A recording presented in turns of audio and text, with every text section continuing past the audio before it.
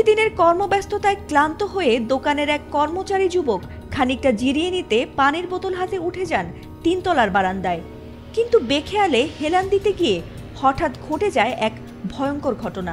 Railing ছাড়া সে বারান্দা থেকে নিয়ন্ত্রণ হারিয়ে পা পিছলে সোজা নিচে পড়ে যান তিনি।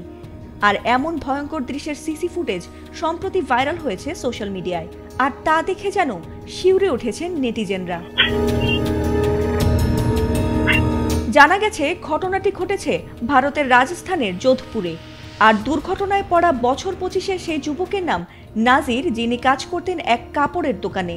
ভিডিওতে দেখা গেছে তিনতলায় অবস্থিত সেই দোকানের পাশের বারান্দায় রেলিং ছাড়া সেই অংশে বেখেয়ালে দাঁড়াতে গিয়ে আচমকা নিচে পড়ে যান তিনি। আর তার চিৎকারে ছুটে আসেন তার সহকর্মীরা।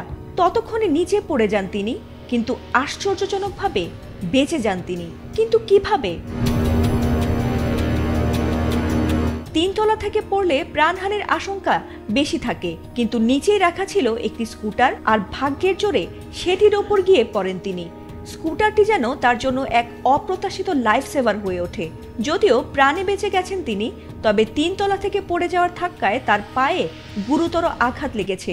সহকর্মীরা তাই তাকে দ্রুত উদ্ধার করে হাসপাতালে নেন।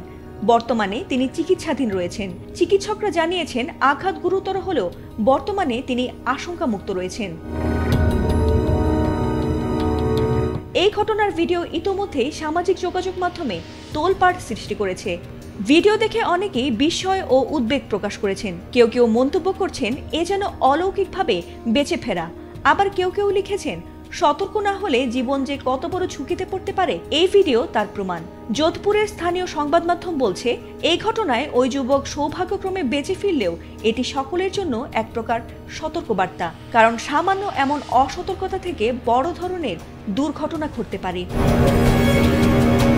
ফাতিমা সুলতানা, এটিএন বাংলা।